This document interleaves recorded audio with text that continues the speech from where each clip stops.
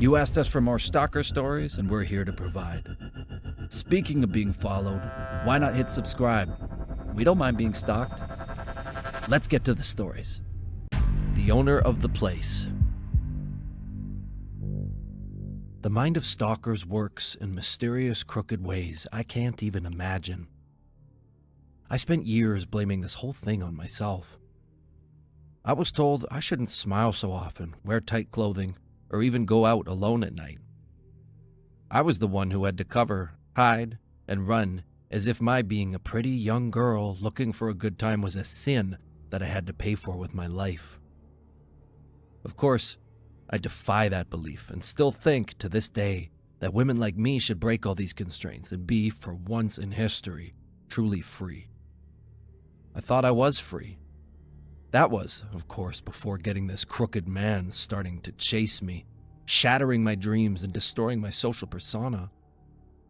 I had to fight a lot to understand that it wasn't me, that I had nothing to do with it, that he was just a psychopath looking for a victim, and I was in the wrong place at the wrong time. It was late 90s, a time of experimentation and wilderness. I remember listening to heavy music and wearing larger-than-life pants and super tight tops while banging my head to Limp Bizkit or whatever else was playing in our local pub. I was beginning to settle with the amazing combination of freedom, stamina, and eagerness that early 20s are. You know how it goes. You're off the hook from school schedule, and you still have the same push teenagers do. I have to be honest, I was a little wild back then. I would easily jump over the bar and make a fuss with all my friends cheering, shouting, and dancing below. Still, it was all part of the fun. That place was our second home. I read and worked university stuff on those wooden tables for years back in the day. They had great prices, a good vibe, played the music I loved, and the staff was amazing. Well, that was until the owner of the place started showing up. He was this silent man, way older than me, in his 50s. There was a mysterious quality to his angular face. The prominent nose and the sunken eyes gave him a somber look. I was afraid of him from day one. Although we never spoke, he would scan me when he walked in.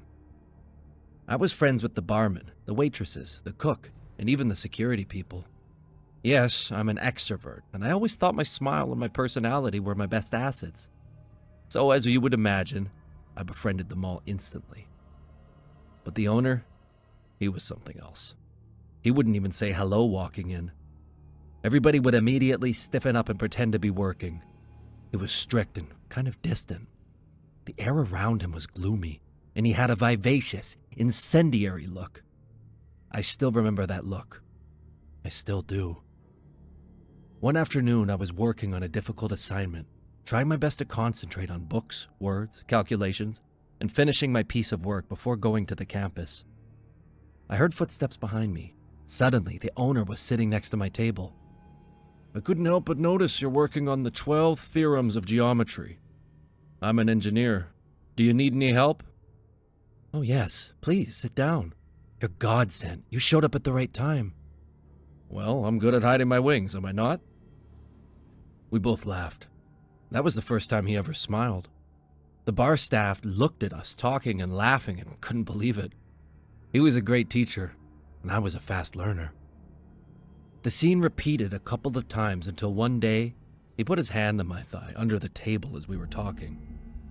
I jumped on my seat and spilled the coffee over the table. Then, looking him in the eye, I said, "Please, don't do that again. You're much older, and I'm not interested."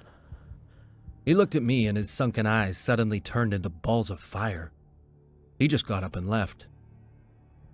Please, don't clean her table. Let her do it on her own. He threw a moist cleaning cloth on my table. 1 week after that, I was walking out of the bar and rushing my way to the campus when I saw a big sedan following me down the road. I had no doubts it was him. He followed me the entire week and the week after that. In fact, I would notice his car outside campus whenever I left. He wouldn't look at me, but he was there. The real problem started when I started to have a thing with John, the new waiter. He would end his shift and walk me to campus. We would make out in the back alley, and get together in the evenings to watch VHS movies in my tiny flat. He found out about this and fired John instantly. He got into an argument with him saying he couldn't date customers. I was there that day. They raised the volume of their voices and started to get physical, so I got up from my chair and went to help John. "Get back to your seat. You're the one causing all this trouble. It's all your fault. Girls like you just come here, smile at you, make you feel things, and then just go out with a goddamn waiter." John screamed that he should leave me out of it, but I was already in, neck deep in. I thought it was my fault. I shouldn't have smiled. I shouldn't have let him sit at my table. I felt so wrong, as if I was a bad woman who tricked two men. I burst into tears and stared into nowhere, frozen, immobilized by shame and fear. John kept telling the owner he couldn't fire him on the spot. He needed fair warning. You couldn't just leave him without a job on the streets because of the crush he had on me. The owner wouldn't listen and literally kicked John out of the bar and on the streets. He shut the bar doors and picked me up from the floor, forcing me to go upstairs with him. When we entered his office, the walls had my face all over. He had pictures of me in all sorts of situations, even being intimate with John, pinned on the walls. Some of them had writings in red and white saying I would be his someday. "Here, see? This is how much I care about you. You're my life. Ever since I felt your soft thigh with my hand, I can't stop thinking about you. I am ready to leave my wife, and I'm asking you, please stay with me." My God, you're a freak. Let me out of here. But you started this. You smiled at me. You danced on the bar, cheered at the music I was playing. Why would you let me in and then push me away? You are out of your mind. I'm like that with everybody. That's just what I'm like. Well, you had a special treat with John, didn't you? You won't ever see his face again. You're mine now. All mine. It seemed as if all hell had broken loose and was burning in his eyes. His somber expression turned into a crooked smile as he got up from his chair. I was petrified. A part of me thought I deserved that, and a part of me just wanted to get away from that office. He went around the big desk in the middle of the room, and as he got closer, I took out my pepper spray and emptied it all over his eyes. The last thing I saw was him moaning on the floor as I rushed downstairs to call the cops. What was amazing is that the staff got together and bought the bar so the owner could pay for the trial and bail costs. John and I had a lovely story that lasted throughout my college years. I know I became a stronger woman that day, and I let go of a lot. It seems silly ever thinking any of that could have been my fault. Caught in a hurricane of power. Life in a political rally is as extreme and surreal as life can get. The maelstrom just takes you into this tornado of emotions that can blow you away if you're not strong enough. Well, I was the best at that. I was an expert at withstanding the storm, at facing the bad weather with a smile. That's why I was to become a governor, the youngest in U.S. history. I was on my way to make history, to change the world. Well, I couldn't imagine then that the crooked fate I miserably put myself into. I couldn't blame greed. It wasn't just a thirst for power. It was something else. I felt no woman or any living being could resist me. I wasn't taking no for an answer from anyone. I had a turbine behind me pushing my rocket at 1,000 miles per hour into space. You know how it goes. The faster you go, the louder the crash. I was a racing car going lightning fast towards tragedy. A self-inflicted, shameful tragedy. As I said, I was going to play in the big leagues for the first time. I had my share of exposure in politics, but running for governor was a whole different league. Things grew very big, very fast. Suddenly, my face was everywhere, and the machinery replicated my smile on every screen. I started believing them. I was the thing. I was working all day, every day. My family barely remembered my face, and my wife's side was the only one occupied most nights. I was busy, traveling, moving around the state, trying to get votes by giving speeches in small towns, lost and forgotten. That's where I met her. I was blown away by her smile. She moved around swiftly, enchanting men as she walked by and asked questions. Her hair flew gracefully as she moved around, always busy. She turned, saw me, and I swear to God, there was something there. I don't know what it was or how to call it, but it was something. I was drawn in. I needed to be close to her all the time. I floated to her side and put on my best smile to tell her, "Hey there. I don't think we've met. I'm the handsome candidate, your future governor." I shook her hand and winked an eye. "No, I don't think we've met. I'm here to make this man in front of me the handsome candidate people will want to vote for as their new governor. I don't live in this state. I'm from New York, where real things really happen. When can we start?" I was baffled. I surrendered immediately to her bossy charm, and we got to work right away. She was there to make a strong makeover to my online presence and my image. I was to be overhauled, turned into a man I never thought I could be. She fed me that. She ignited my fire. She was walking the path to success with me. I became obsessed with her and with success. I had to know where she was all the time. I had to be the first and last one to see her. I would call her at random hours just to make sure she was asleep. I would show up to dinner parties just to make sure no man was invited. I followed her many more times than I can count. I made up so many stories about her in my head, I really can't tell what happened and what was my fantasy. The fact that she pushed me away and was dominating me the entire time made it even better in my twisted mind. I felt she was unobtainable, that she had power over me. She was the ultimate goal. She was success. Well, it all unraveled one late afternoon in the office. We shared an elevator ride, and it suddenly stopped between 2 floors. The lights went off, and I moved closer to her. The elevator bounced and shook, and I threw myself on her, faking that I was losing my balance. I tried to put my hands over her as much as I could during that time of confusion and fear, and then tried kissing her on the lips. She pushed me away, madly. She looked at me and said, "Don't ever do that again. Who the hell do you think you are? We work together. Don't get confused. I'm here to make you better, but I really don't like you as a man or any other thing. So keep your hands to yourself, and your lips too." "I'm sorry, I really didn't mean to. It was the elevator. It shook, you know? Please, I'm serious. I don't care what you think. This is not happening, not now, not ever." "Oh, come on, don't be like that. Just wanted a good time. We've been working too much." She got up, furiously, and stood silently by the door for 15 minutes until the lights went on. The elevator moved and the doors opened to the 5th floor. She got out first, turned around, and looked at me again before leaving. The whole thing had my heart pumping, and in my biased, delusional, obsessed thinking, things had really gone well. I could clearly remember the scent of her perfume, the feel of her body. I was determined, she and I, we were a thing. I was going to win the election and walk with her to the spotlight so the paparazzi could get a perfect shot of our love.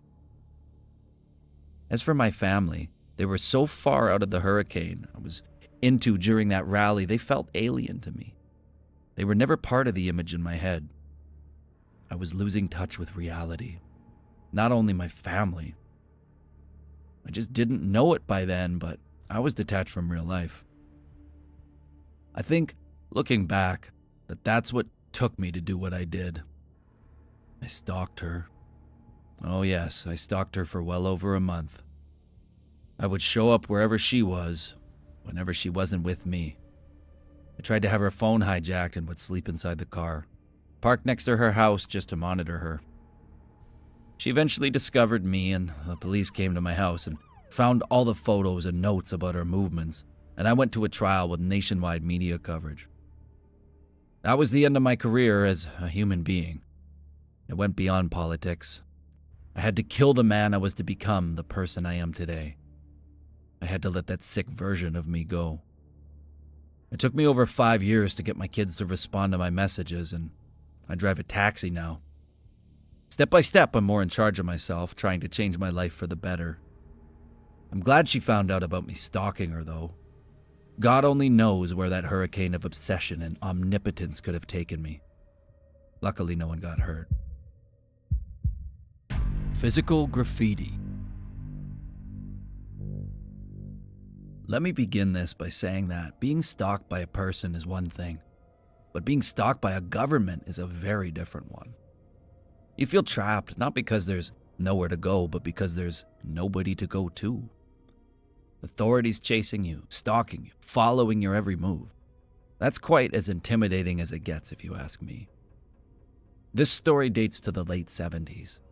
I was a teenager then, so you might imagine my age right now. I've kept this a secret all my life, but since I've been diagnosed, I want to tell you my story. I want to take nothing with me to the other side. My dad was a shoe salesman, and my mom was a flight attendant. This meant that my mother would be in the air or at the destination most of the time, and we'd rarely see her. I was into rock and roll and had a bedroom full of posters. I got records brought by my mom from Europe by cool English bands like Led Zeppelin. I begged her many times to take me to England, where everything was happening. She always refused, though. It was June 1979, and I was starting my summer break very soon. The air was filled with the warm sunlight of the late spring, and I could almost touch my holidays. That was the month my mom didn't come by the house at all for the first time. She didn't call or anything either, and my dad had his lips sealed. He would just say that she was working and had to stay in Europe for a while.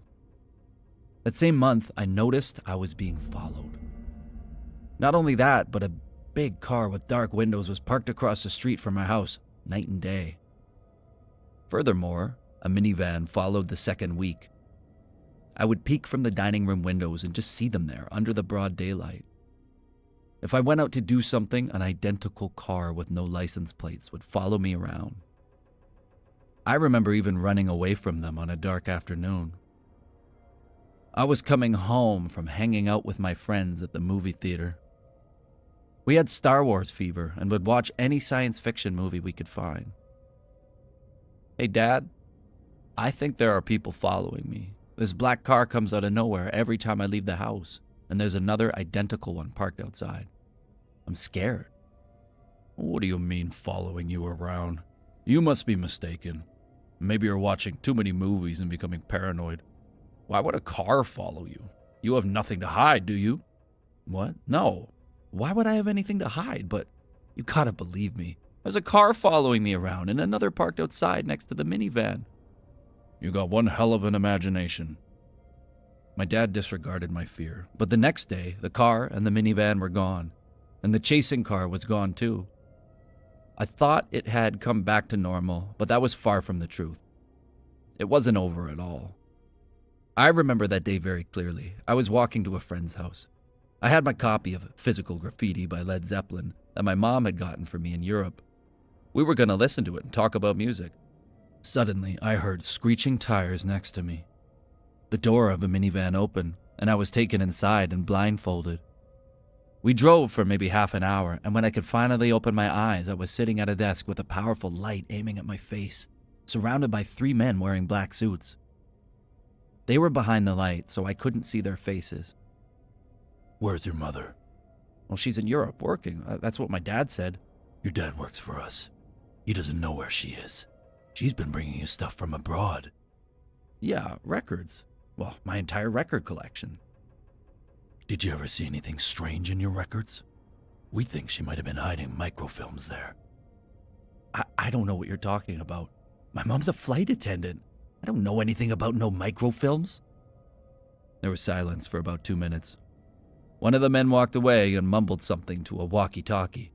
Then I was put to sleep with a handkerchief in my mouth. I woke up in my bed wearing my pajamas.